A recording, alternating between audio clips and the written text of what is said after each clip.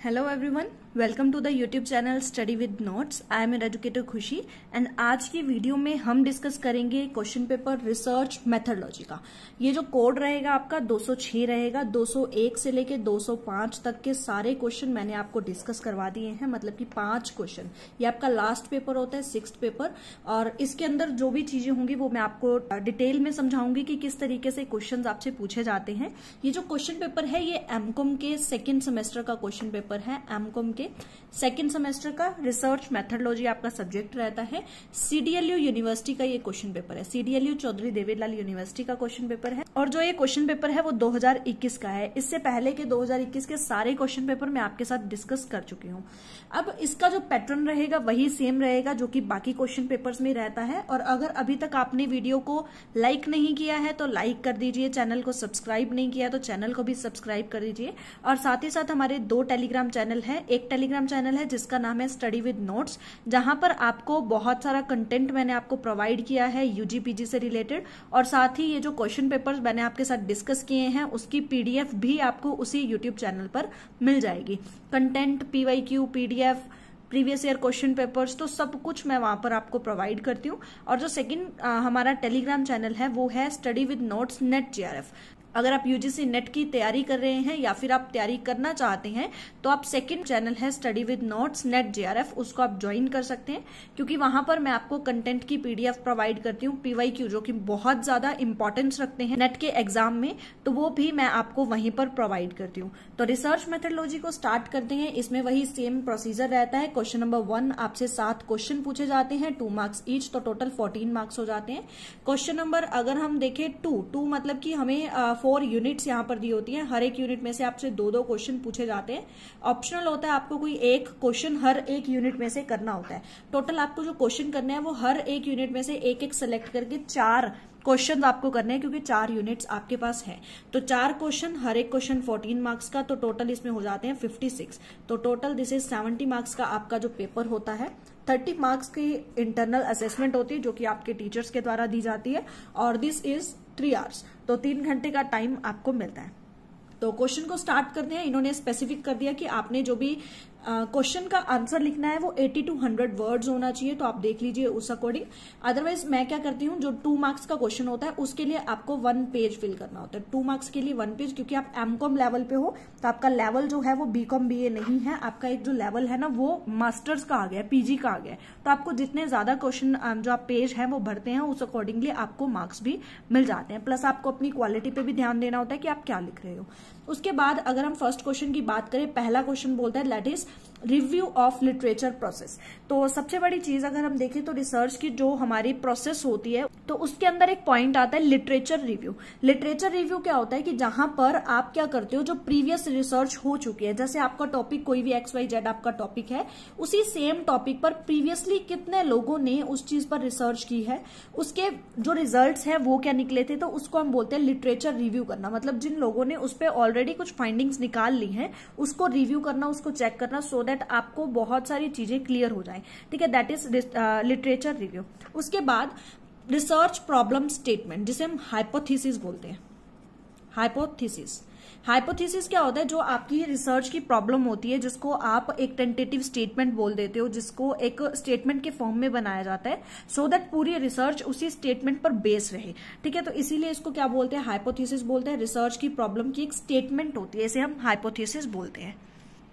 Next question आता है research design versus sampling design. देखो रिसर्च डिजाइन क्या होता है। रिसर्च डिजाइन मतलब रिसर्च का पूरा फ्रेमवर्क, कि रिसर्च को कैसे करना है, रिसर्च को कैसे करना है, कैसे नहीं करना है, वो सारी की सारी चीजें किसमें आती है, रिसर्च के अंदर आती है। मतलब एक तरीके से हम बोले ना, दैट इज ब्लूप्रिंट। और अगर सैम्पलिंग की बात करें, सैम्पलिंग डिजाइन, तो सैम्पलिंग को किस तरीके से करना है, हम किस मेथड को यूज करेंगे, प्रोबेबिलिटी सैंपल को यूज करेंगे, नॉन प्रोबेबिलिटी सैम्पलिंग को यूज करेंगे, तो किस मेथड को यूज करेंगे, किस तरीके से हम सैम्पलिंग करेंगे, कितने सैंपल्स को हम सेलेक्ट करेंगे, वो सारा किस में आ जाता है, सैम्पलिंग डिजाइन। मतलब कि ऑल अबाउट सैम्पलिंग किस में आता है, सैम्पलिंग डिजाइन में आता है। तो एक चीज इंपॉर्टेंट, हमारा जो क्वेश्चन पेपर चल रहा है वो रिसर्च मेथडोलॉजी का चल रहा है, और मैंने रिसर्च की पूरी एक प्लेलिस्ट बना दी है। प्लेलिस्ट के अंदर आपको क्या होगा, 7 से 8 वीडियोज मिलेंगी, अबाउट टू बी 8 है मेरे अकॉर्डिंग। 7 या 8 वीडियोस आपको वहां पर मिलेंगी। वो सारी की सारी वीडियोस, मैंने उस पर ये नाम नहीं लिखा कि किस वीडियो में कौन सा टॉपिक आपको मिलेगा। आपको क्या करना है, वीडियो नंबर 1 से स्टार्ट होना है और वीडियो नंबर एंड तक आपको चलते जा रहा है। मतलब टोटल 8 वीडियोस आपको कॉन्टिन्यूसली देखनी है, स्किप नहीं करनी किसी वीडियो को, या किसी वीडियो को आगे पीछे देखोगे, सीक्वेंस में नहीं देखोगे तो समझ नहीं आएगा। आपको इन 8 वीडियोस को एक रेगुलर फॉर्म में, एक सीक्वेंस में देखना है, सो दैट आपको सारी चीजें क्लियर हो जाए। तो रिसर्च से रिलेटेड सारी चीजें आपको वहीं पर मिल जाएंगी, इससे बाहर आपका क्वेश्चन पेपर नहीं आएगा। ठीक है, नेक्स्ट क्वेश्चन हमारा आता है क्वेश्चनायर एंड स्केलिंग प्रोसेस। देखो क्वेश्चनायर क्या होता है, क्वेश्चनायर क्या होता है, एक लिस्ट ऑफ क्वेश्चंस होते हैं, लिस्ट ऑफ क्वेश्चंस। मैंने क्वेश्चनायर को भी काफी डिटेल में आपके साथ डिस्कस किया है। क्वेश्चनायर एक लिस्ट ऑफ क्वेश्चंस होता है जिसमें आपसे बहुत सारे क्वेश्चन पूछे जाते हैं। एक होता है क्वेश्चनायर और एक होता है शेड्यूलिंग, तो दोनों आपको पढ़ना काफी जरूरी है। फिर आता है स्केलिंग प्रोसेस। स्केलिंग देखो 2 तरीके से होती है, एक तो क्वालिटेटिव स्केल हम बोल सकते हैं, क्वांटिटेटिव जिसमें हम एटीट्यूडनल स्केल की बात करते हैं, या फिर मेजरमेंट स्केल होते हैं। तो 2 तरह के स्केल होते हैं, इनके अंदर भी 5-5, 6-6 टाइप आपको मिलेंगे। तो वो भी आपको, जो मैंने अभी प्लेलिस्ट आपको बताई है वो पूरी आप देखोगे तो ये सारी चीजें आपको क्लियर हो जाएंगी। नॉन पैरामीट्रिक स्टैटिस्टिकल टेस्ट क्या होते हैं, पैरामीट्रिक टेस्ट क्या होते हैं, ये सारी चीजें आपको पता होनी चाहिए। Leading style and research report. Leading styles को हम बोल सकते हैं, जिस तरीके से हम रेफरेंस स्टाइल लिखते हैं ना, उसी तरीके से हमारी स्टाइल्स क्या होते हैं जब भी हम रिपोर्ट को बनाते हैं। फैक्टर एनालिसिस, या जिसको हम अनोवा एनालिसिस ऑफ वेरिएंस जिसको हम बोलते हैं, ये भी आपको पता होना चाहिए। तो ये बहुत ही इजी है और ये सारी चीजें मैंने आपको कवर करवाई हुई हैं, तो आप उस प्लेलिस्ट को देख सकते हैं। एग्जाम से पहले भी आपकी कवर हो जाएगी, क्योंकि अबाउट 8 ही वीडियोज हैं, उसमें सारी चीजें आपको कवर हो जाएंगी। उसके बाद अगर हम बात करें, that is explain and illustrate some major areas, कुछ ऐसे areas of research in business and commerce. कहते हैं कुछ ऐसे एरियाज आपको इलिस्ट्रेट करने हैं, एक्सप्लेन करते हैं। इलिस्ट्रेट मतलब विद द एग्जाम्पल हम बोल सकते हैं, एग्जाम्पल्स हम बोल सकते हैं कि with the help of examples आपको इलिस्ट्रेट करके दिखाने हैं कुछ ऐसे मेजर, एक बहुत बड़े बड़े एरियाज जिसमें हम रिसर्च कर सकते हैं इन business and commerce. Discuss it's present status in India specially after कोविड-19। कोविड-19 के बाद इन एरियाज पर किस तरीके से इम्पैक्ट पड़ा है, आज का क्या स्टेटस है हमारे बिजनेस और कॉमर्स में, उन मेजर एरिया में जो हम रिसर्च में बात कर रहे हैं। तो बहुत ही इजी क्वेश्चन रहेगा। कोविड-19 के बाद तो देखो हर एक चीज, एक बार हम ये बोल सकते हैं कि कोविड-19 के बाद हर एक चीज जो है वो लो हो गई थी। लेकिन अगर हम इलेक्ट्रॉनिकली बात करें तो इलेक्ट्रॉनिक जो हमारा बिजनेस है, जो हमारा कॉमर्स है, वो काफी वाइड स्प्रेड हो गया है। नेक्स्ट अगर क्वेश्चन देखें, how do we classify the types of research, discuss ideal research process. तो अगर मुझे पूछा जाता मैं इन दोनों में से कौन सा सेलेक्ट करती, तो मैं इस क्वेश्चन के साथ जाती, क्योंकि कितने सारे टाइप्स ऑफ रिसर्च हैं और ये टाइप्स ऑफ रिसर्च मैंने आपको बहुत ज्यादा डिटेल में समझाए भी हैं। तो ये बहुत ज्यादा इजी रहेगा आपके लिए। टाइप ऑफ रिसर्च क्या होता है, रिसर्च की प्रोसेस क्या होती है, ये ज्यादा इंपॉर्टेंट क्वेश्चन है आपके लिए और आपसे हर बार इस टाइप का क्वेश्चन जरूर पूछा जाता है। उसके बाद 4th क्वेश्चन जो कि 2nd यूनिट का है, क्योंकि इसमें से आपको कोई एक करना था और इसमें से भी आपको कोई एक करना है, 4th या 5th में से कोई आप एक चूज कर सकते हो। इसमें अगर देखें तो कौन सा क्वेश्चन ज्यादा इजी है, what is the need of reviewing of literature. जो लिटरेचर रिव्यू मैंने ऊपर भी आपको बताया था कि लिटरेचर रिव्यू किया जाता है, it's may be in previous, यहाँ पर देखो लिटरेचर रिव्यू। तो इन्होंने बोला कि क्या इंपॉर्टेंस है, क्या नीड है लिटरेचर को रिव्यू करने की रिसर्च के अंदर। Discuss the procedure data collection, मतलब किस तरीके से डाटा को कलेक्ट किया जाता है रिसर्च के अंदर, वो भी आपको बताना है। तो दोनों ही चीजें बिल्कुल सही पूछी गई हैं, बहुत ही सिंपल सी, कि लिटरेचर रिव्यू की नीड क्या है और डाटा कलेक्शन की क्या प्रोसीजर होती है। उसके बाद आपसे पूछा गया सैंपल सिलेक्शन की, जो सैंपल को सिलेक्ट किया जाता है पॉपुलेशन में से, in the light of research problem is the backbone of the research. की मतलब अगर हम सैंपल्स को सेलेक्ट करते हैं रिसर्च के अंदर, वो बैकबोन होती है रिसर्च स्टडी की। तो बिल्कुल होती है कि आप इस स्टेटमेंट के साथ एग्री करते हैं और साथ ही साथ स्टेबल इलिस्ट्रेशन, मतलब आपको एग्जाम्पल यहां पर देना है जो भी आपको सुटेबल लगे।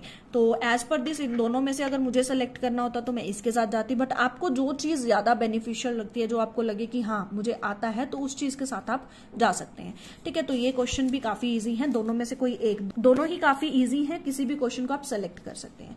नेक्स्ट क्वेश्चन की अगर हम बात करें, वो आता है हमारा यूनिट नंबर 3 में से, और यूनिट नंबर 3 में से भी हमें 6th और 7th में से कोई एक, एनी वन हमें सेलेक्ट करना है। तो देखो इसमें से क्या पूछा गया है, what do you mean by statistics statistical analysis and hypothesis testing. कि स्टैटिस्टिकल एनालिसिस क्या होता है और हाइपोथेसिस जो मैंने आपको अभी शॉर्ट क्वेश्चन में भी बताया था, हाइपोथेसिस क्या होती है, हमारी एक टेंटेटिव स्टेटमेंट होती है जिसे रिसर्चर क्या करता है, प्रूव करने की कोशिश करता है, या तो वो प्रूव हो जाती है या डिसअप्रूव हो जाती है। तो हाइपोथेसिस टेस्टिंग ये होती है।